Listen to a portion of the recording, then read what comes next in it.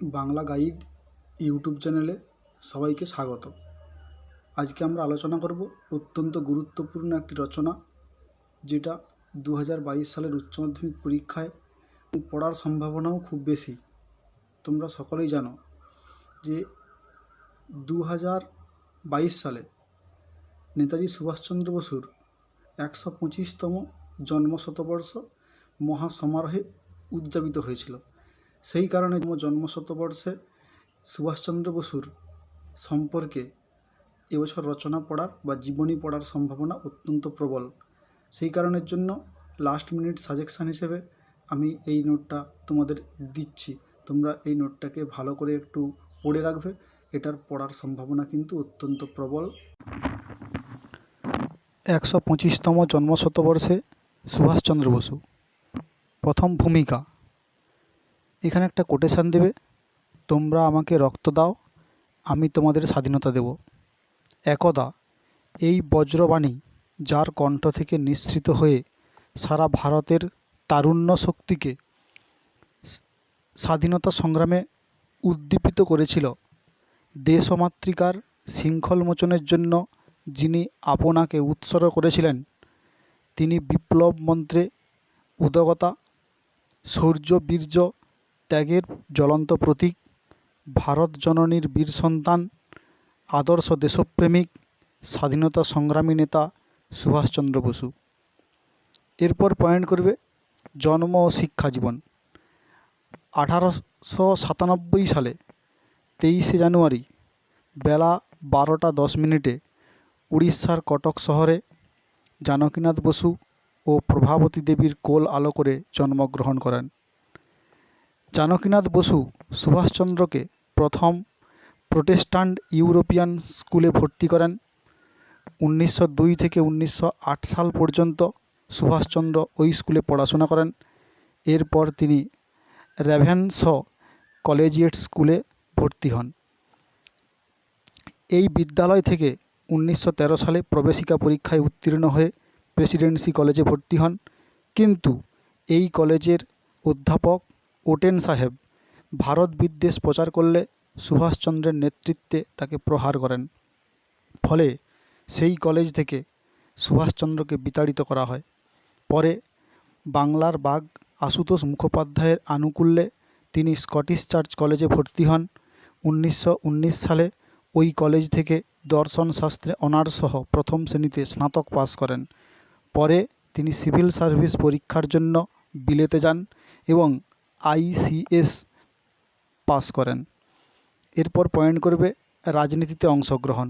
1919 সালে জালিয়ানওয়ালাবাগের হত্যাকাণ্ডের প্রতিবাদে সারা দেশব্যাপী গান্ধীজির নেতৃত্বে 1920 সালে অহিংস অসহযোগ আন্দোলনের প্রস্তুতি শুরু হলে উচ্চ পদের মোহ ত্যাগ করে দেশ সেবায় আত্মনিয়োগ করেন। গান্ধীজির সঙ্গে সাক্ষাৎ হয়। পরে তিনি বুঝতে পারেন যে গান্ধীজির অহিংস আন্দোলনের দ্বারা কখনোই স্বাধীনতা আসবে না। অতঃপর তিনি দেশবন্ধু চিত্তরঞ্জন দাসের সাথে সাক্ষাৎ করেন।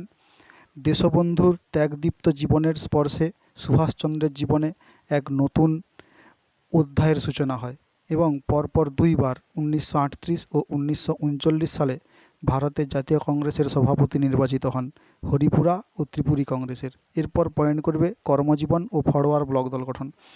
গান্ধীজির সাথে মতপার্থক্যের কারণে কংগ্রেস ত্যাগ করে ফরওয়ার্ড ব্লক দল গঠন করেন। অহিংসার মধ্য দিয়ে ভারতের স্বাধীনতা আসবে তা তিনি মেনে নিতে পারেননি।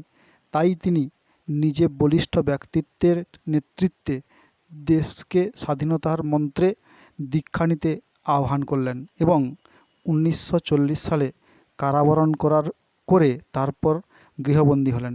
আর সেই সময়ে সারা বিশ্বে দ্বিতীয় বিশ্বযুদ্ধের দামামা বাজছে। এরপর পয়েন্ট করবে দেশত্যাগ ও আজাদহিন্দ ফৌজ গঠন। 1941 সালে 26শে জানুয়ারি পত্রপত্রিকায় বড় বড় অক্ষরে ছাপা হলো সুভাষচন্দ্র বসু নিরুদ্দেশ। সারা দেশ হকচকিয়ে গেল। অবশেষে দেশবাসী জানতে পারল এলগিন রোডের বাড়ি থেকে ছদ্মবেশে পালিয়ে কাবুল ও রাশিয়া হয়ে জার্মানিতে পৌঁছন। জার্মান সরকারের সহায়তায় সুভাষচন্দ্র জাপানে গিয়ে পৌঁছান। সেখানে গিয়ে বিপ্লব প্রবাসী নেতা রাসবিহারী বসুর সাথে মিলিত হন। জাপান সরকারের সহায়তায় বন্দী ভারতীয়দের নিয়ে গঠন করেন আজাদ হিন্দ ফৌজ। মুক্তিযোদ্ধারা নেতাজি সুভাষচন্দ্র বসুকে নেতাজি রূপে বরণ করেন।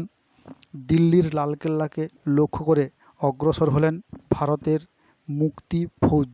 তাদের মুখে নেতাজির প্রদত্ত অভয়বাণী, দিল্লি চলো, এবং নেতাজি ভারতবাসীদের আহ্বান করলেন, বললেন যে তোমরা আমাকে রক্ত দাও, আমি তোমাদের স্বাধীনতা দেব। অবশেষে বীর বিক্রমে লড়াই করে বহু দুর্গম পথ অতিক্রম করে বীরের রক্তস্রোতে ধরণী সিক্ত করে মণিপুরের রাজধানী ইম্ফল দখল করে প্রথম ভারতের স্বাধীনতার পতাকা উত্তোলন করেন এবং স্বাধীন আজাদ হিন্দ সরকার গঠন করেন। এবার পয়েন্ট করবে আজাদ হিন্দ সরকারের আত্মসমর্পণ। কিন্তু দুর্ভাগ্যের বিষয়, জার্মান এবং জাপান দ্বিতীয় বিশ্বযুদ্ধে মিত্রপক্ষের কাছে আত্মসমর্পণ করলে আজাদ হিন্দ ফৌজকে বৈদেশিক শক্তি সাহায্য না করার ফলে আজাদ হিন্দ ফৌজও আত্মসমর্পণ করতে বাধ্য হয়। কিন্তু নেতাজির সেই বাণী, ভারত ডাকছে, রক্ত ডাক দিয়েছে রক্তকে, উঠে দাঁড়াও, আমাদের নষ্ট করবার মতো সময় নেই, অস্ত্র তোলো, এই বাণী ভারতবাসীদেরকে উদ্দীপিত করে তুলেছিল। এবং তিনি আরও বলেছিলেন, সত্যান্বেষণ না করা পর্যন্ত আমরা চুপ থাকব না, বসে থাকব না, বা থাকা উচিত নয়, ইত্যাদি। এবার সম্মান, নরম মাটিতে জন্মেছে বলেই বাঙালির এমন সরল প্রাণ। নেতাজি সুভাষচন্দ্র বসু বীর দেশনায়ক হিসেবে সমগ্র ভারতবাসীর কাছে আজও সম্মানিত হন। এই দেশনায়ক শব্দটি রবীন্দ্রনাথ ঠাকুর দেন। এমনকি তাসের দেশ নৃত্যনাট্যটি তাকে উৎসর্গ করেন। বর্তমানে ত্রিপুরা, আসাম, পশ্চিমবঙ্গ সরকার নেতাজির জন্মদিনকে রাষ্ট্রীয় ছুটির দিবস হিসেবে পালিত করে। এমনকি কলকাতার একাধিক রাস্তার নাম রয়েছে নেতাজির নামে। কলকাতার একমাত্র আন্তর্জাতিক বিমানবন্দরও নেতাজির নামে, যেমন কলকাতার দমদমে সুভাষচন্দ্র বোস আন্তর্জাতিক বিমানবন্দর, এছাড়াও নেতাজি সুভাষচন্দ্র বসু ওপেন ইউনিভার্সিটি এবং নেতাজি সুভাষ ইঞ্জিনিয়ারিং কলেজ, দিল্লিতে Netaji Subhashchandra institute of technology, Kolkata metro দুটি স্টেশনের নামও রয়েছে। বর্তমানে ভারতবর্ষের প্রধানমন্ত্রীও 2021 সালে 23শে জানুয়ারি নেতাজির জন্মদিনটিকে পরাক্রম দিবস হিসেবে পালন করার কথা ঘোষণা করেন। উপসংহার, জন্মিলে মরিতে হবে, অমরকে কোথা রবে, বঙ্গভূমির প্রতি মাইকেল মধুসূদন দত্ত। সর্বাধিনায়ক নেতাজি আজ কোথায়? আজও তার এর যথার্থ জবাব মেলেনি। তবুও বাঙালি তথা ভারতবাসীর হৃদয়ে তিনি মৃত্যুঞ্জয়ী। ভারতের স্বাধীনতাই ছিল নেতাজির ধ্যান, জ্ঞান এবং তার সংগ্রামী জীবনের স্বপ্ন।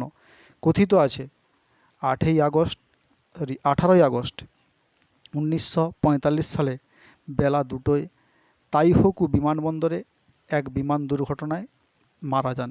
কিন্তু ভারতবাসীরা আজও এই তথ্য বিশ্বাস করেন না। অনেকে মনে করেন যে তাইহোকুর যে ঘটনা সম্পূর্ণ সাজানো ঘটনা। কিন্তু তবুও বাস্তব বোঝা কঠিন। তবে জীবনকে সত্যের পথে এগিয়ে নিয়ে যেতে হবে, সত্যকে গ্রহণ করতে হবে। তবুও ভারতবাসী অশ্রুসিক্ত কণ্ঠে বলে, তোমার আসন শূন্য আজি হে বীর পূর্ণ করো। তোমাদের এই যে নোটটা দিলাম, এই নোটটাতে আমি অনেকগুলো উদ্ধৃতি তোলার চেষ্টা করেছি। তোমরাও এই রকম যদি আরও অনেক উদ্ধৃতি পাও সেগুলোও দিতে পারো, বা এখানে যে উদ্ধৃতিগুলো উল্লেখ করে দেওয়া আছে সেগুলোও তোমরা দিতে পারো। তবে সবসময় মনে রাখবে, এই নেতাজির জীবনী পড়ুক বা অন্য কোনো কারুর যদি জীবনী পড়ুক, সবসময় মনে রাখবে যে 3 থেকে 4টা বা 5টা উদ্ধৃতি দেওয়া অবশ্যই প্রয়োজন। না হলে কিন্তু রচনাতে খুব একটা বেশি নাম্বার পাওয়া যাবে না। আর এই ভিডিওটা যদি আমার ভালো লেগে থাকে তাহলে তোমরা লাইক করবে, কমেন্ট করবে এবং বাংলা গাইড ইউটিউব চ্যানেলটাকে তোমরা সাবস্ক্রাইব করবে এবং পাশে থাকা বেল আইকনটাকে বাজিয়ে রাখবে। আমি এরকম আরও অনেক নতুন নতুন ভিডিও লাস্ট মিনিট সাজেশন হিসেবে দেব, যাতে সেই সমস্ত ভিডিওগুলো তোমরা তাড়াতাড়ি পাও। ধন্যবাদ।